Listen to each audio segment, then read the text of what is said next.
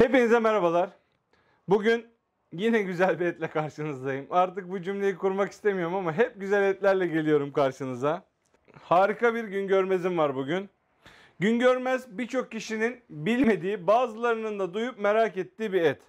Daha önce bununla ilgili bir video yapmıştık, nasıl çıkarıldığıyla alakalı. Bugün bunun nasıl pişirileceğini göstereceğim. Birkaç tavsiyem olacak.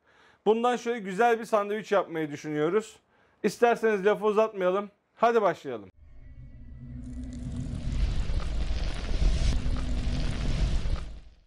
Evet arkadaşlar, yine çok güzel bir etim var dediğim gibi.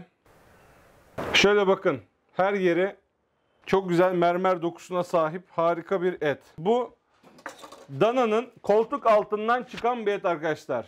Yani hiçbir şekilde gün görmediği için buna gün görmez demişler bizim kasaplarımız. Ekstra yumuşak bir et değildir ama ince ince kesilip yendiği takdirde normal sırt eti kadar lezzetle yiyebileceğiniz bir ettir. Bütün halde isterseniz füme rosta falan da yapabilirsiniz. Ama şöyle kalın steakler şeklinde ben açıkçası çok keyif alamıyorum. Size de böyle ince ince keserek tüketmenizi tavsiye ederim. Bugünkü etim arkadaşlar yine çok uzun zamandır dinleniyor. Artık böyle et neredeyse parçalanma noktasına gelmiş. Şöyle bakın, bağ dokularının olduğu yerlerden elimle dahi ayırabiliyorum gördüğünüz gibi. Et bu noktada. Şimdi ben bunu buradan bu şekilde ayıracağım. Biliyorsunuz kardeşim var, Cüneyt. Birkaç ay önce bir Philly cheesesteak yapmıştık. Tadı damağında kalmış. Bana diyor ki abi lütfen ondan bir daha yap. Şimdi o gün ekmeğimizi kendimiz yapmıştık. Bugün öyle yapmadık. Bugün bir tane fırından burada hazır bir ekmek aldık. Açıkçası biraz daha böyle pratik bir şeklini göstereceğim. Çünkü o çok güzel bir video olmuştu ama biraz zahmetliydi. Evet arkadaşlar bakın. Etlerimizi bu şekilde ince ince kesmemiz gerekiyor. Yani bundan en iyi performansı böyle alırsınız.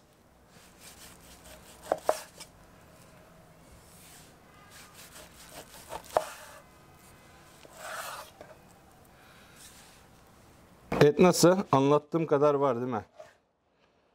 Şuraya bak ya. Gerçekten. Yani şunun Wagyu'dan neyi eksik ya? Bunlar yerli etler arkadaşlar. Bu eti ben yine özel kasaptan almıştım. Güngörmez'in kralı özel kasap ya. Aynen, zaten bu eti duyuran da özel kasap. Bu özel seri diye geçen Güngörmez. Bunun için şöyle mor soğanlarım var. Bunun yanına karamelize etmeyeceğim. Tatlı soğan kullanıyorum. Soğanlarımız hazır. Tatlı soğan kullanacağım. Et. Şöyle kendi yaptığım kuru etim vardı. Bundan 1-2 dilim koyacağım içine. Onun dışında yine yani böyle cheddar falan kullanmak istemiyorum açıkçası. Kendi ülkemizde çok muhteşem peynirler var. Bunların bir de böyle aromaları vesaire daha yoğun olduğu için ben böyle bizim kendi ülkemizin peynirlerini kullanmayı tercih ediyorum. Şöyle bakın arkadaşlar. Harika bir Kars kaşarı var. Bugün birazcık eski kaşar kullanacağım. Bugün diyeceğiniz sarımsak yok abi. Sarımsak var. Bugün bizim peynirde sarımsak. Arkadaşlar şöyle benim hasta olduğum bir peynir var. Şöyle göstereyim. Üzerinde minik minik sarımsak taneleri var. Daha önce bir kere daha kullanmıştım ama bu peyniri tattığımdan beri benim için bu gerçekten 10 numara böyle bir çerez gibi oldu. Makarnaya, bu tür sandviçlere bir de böyle boş boş da yiyorum ben açıkçası. Şimdi bundan bir miktar kesiyorum şöyle. Aynı şekilde bir miktar da şundan alacağım. Bundan daha az alacağız. Evet, şöyle ince ince kesmeye çalıştım ki çok aromatik bir peynir arkadaşlar. Çok fazla böyle kalın keserseniz sıkıntı. Yani çok kendini göstersin istemiyorum. Son olarak da şöyle bir peynirim var. Bakın. Şöyle bir çeşit tulum peyniri. Bu Karaman'dan çıkan bir peynir. Divle Obruk peyniri diye geçiyor arkadaşlar. Geçen sene Kars Peynir Festivali'nde ilk defa bir standta tatmıştım bunu.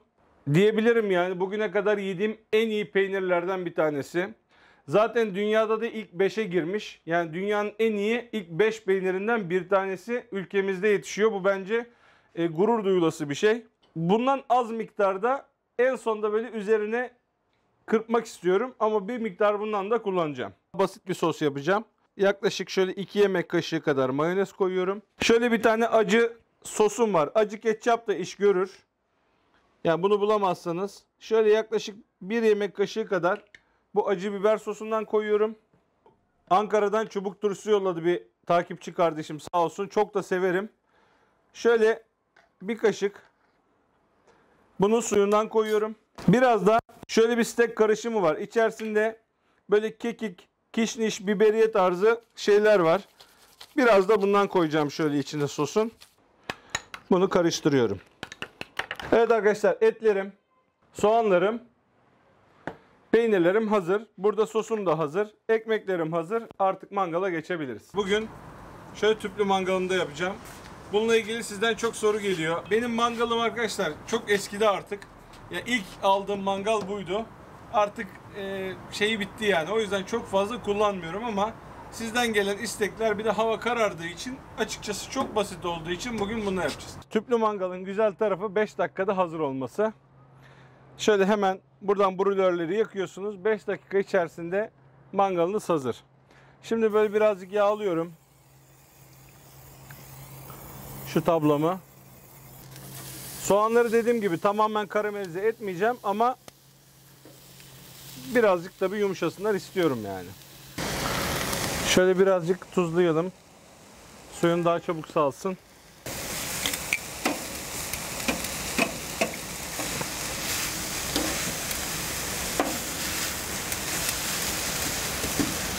YouTube'a ilk videomu bu mangalda çekmiştim arkadaşlar. Bir tane hamburger yapmıştım. Şimdi aklıma o geldi. Soğanlarım artık istediğim kıvama geldi. Şimdi artık etlerimi atmaya başlayabilirim.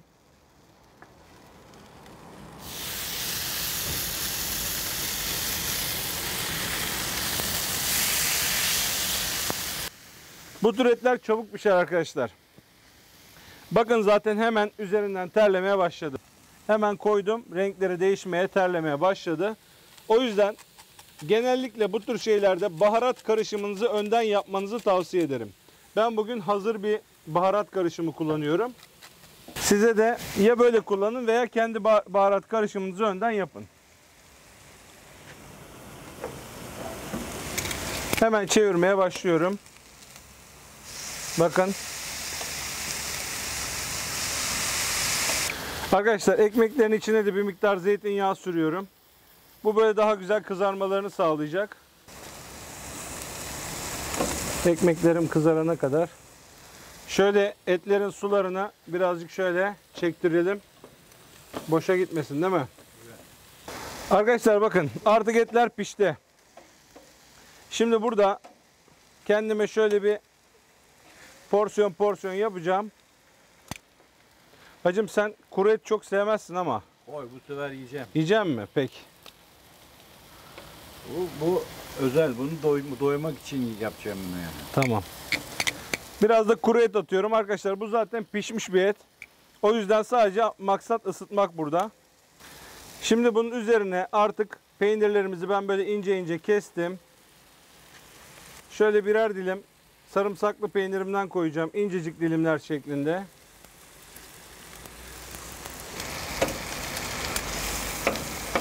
Şimdi isli etlerim de tamam. Bunları da peynirlerin üzerine koyuyorum. Böyle peynirleri iki sıcağın arasına bırakıyorum. Şöyle birazcık su koyuyorum. Hemen buharına hapsediyorum.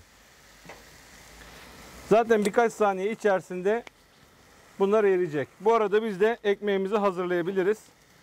Şöyle altına bir miktar hazırladığım sostan koyuyorum. Birkaç dilim Ankara çubuk turşusu. Buradan Ankara'ya selam olsun. Üzerine birazcık şöyle soğanlarımdan koyuyorum. Bakın arkadaşlar, ben bunu hazırlayana kadar gördüğünüz gibi bakın peynirler eridi. Şöyle göstereyim. Bunu da bunun üzerine koyuyorum.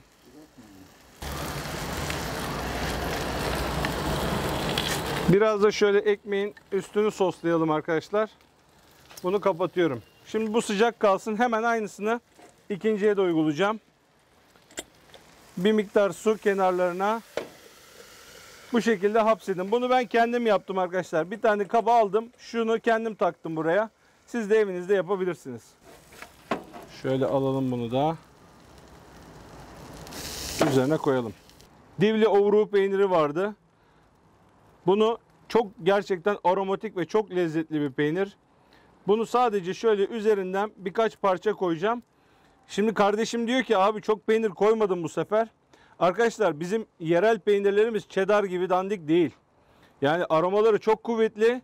Eski kaşarı hepiniz biliyorsunuz. Çok abartırsanız biraz fazla kaçar. Yani burada görselden çok lezzete önem veriyoruz. Onu bir belirtmek isterim.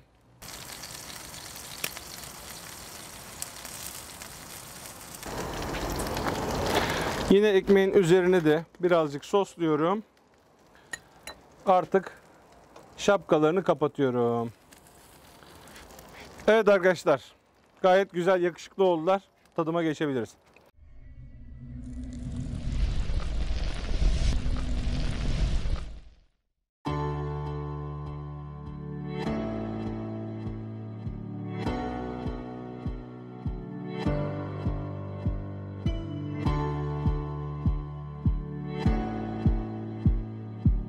Yine nefis bir şey yaptık. Hacımı çağırdım. Geçen sefer babama tattırmamıştık. Amcaoğluyla tatmıştık. Bu sefer babamı çağırdım. Şunun bir görüntüsüne bakın ya. Ben ilk defa yiyeceğim. Felaket bir şey yani. Hacım soğutmayalım. Hadi vallahi soğutmayalım. Bismillah. Hadi bakalım. diyelim. Bismillahirrahmanirrahim. Hadi bismillahirrahmanirrahim. Şöyle başlayalım. Arkadaşlar. Şöyle müsaadenizle tadıyoruz. Bismillah. Ömrümde ilk defa yiyorum. Hep de yemek isterim bunu.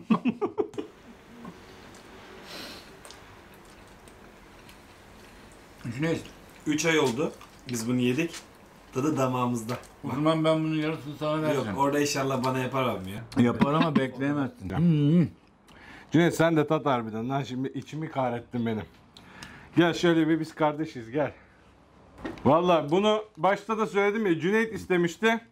Şimdi böyle kedinin ciğere baktığı gibi bakınca böyle yüreğimiz el vermedi ya. Bu sefer füme et koyduk içine farklı olarak. Çok beğendim ben. Vallahi çok beğendim. Afiyet olsun hacım. Bir lokma daha şöyle arkadaşlar.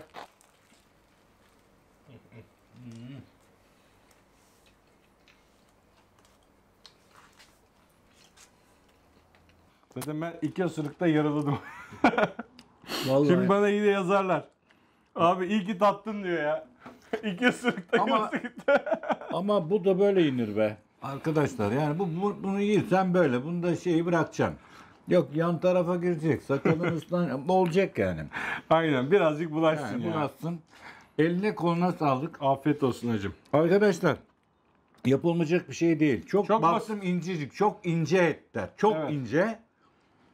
Harika yani. Hemen arkadaşlar ya. Böyle 1 dakika sürmüyor. Evet. Toplam süre 1 dakika değil yani. Tavada da olur bu. Aynen tavada da olur. Ben bugün tüplü mangalda yaptım. Benim alan orada daha geniş diye. Ama aynı şekilde de tavada da yapabilirsiniz. Peynirler için ne düşünüyor Çok hocam? güzel peynirler. Arkadaşlar samimi söylüyorum. Bizim kendi peynirlerimiz varken bu cheddar'mış, şuymuş, buymuş samimiyetle bakın 5 para etmez. Zaten bizim memlekettekiler gerçek cheddar değil. Size bu şekilde yemenizi tavsiye ediyorum. Özellikle bu sarımsaklı peynir.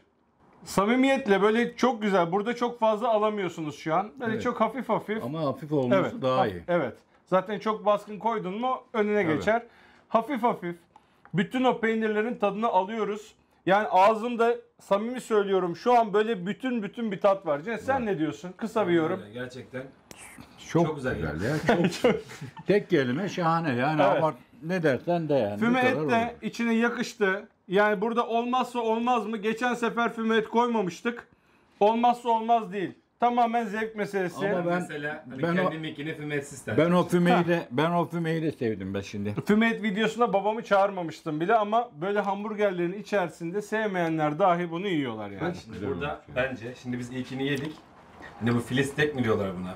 O bence birçok hamburgerden daha güzel. Bunda Evet. bir hamburger havası var. Evet. Hani böyle lezzetli O aslında güzel şeyden dolayı. İşte fümeden dolayı sana o çağrışımı yapıyor. çağrışım yapıyor. Diğer hani böyle bir sade hali daha güzel peynirli, etli. Hani Sana kanalın şimdi- hakkını veren bir sandviç oluyor. Sana yani. şimdi öyle yapacağız. Arkadaşlar bu arada bana hep diyorlar ki kanalın adı Meaty Cheesy. Daha önceki videoda kanalın hikayesini niye bu ismi koyduğumu anlatmıştım. Tekrar uzatmayayım. Abi diyorlar hep et yapıyorsun hiç peyniri yok. Buyurun arkadaşlar size Meaty Cheesy etli peynirli demek. Bu da etli peynirli bir sandviç. Umarım beğenmişsinizdir. Ben beğendim. Afiyet olsun. Valla biz gerçekten hepimiz çok beğendik. Ne zaman da yapsam çok zevkle bütün aile yiyoruz. Arkadaşlar beğendiyseniz beğen tuşuna basmayı, bu tür videoların devamının gelmesi için kanalıma abone olmayı unutmayın. Bir sonraki videoda görüşmek üzere. Kendinize iyi bakın. Allah'a emanet olun. Hoşça kalın.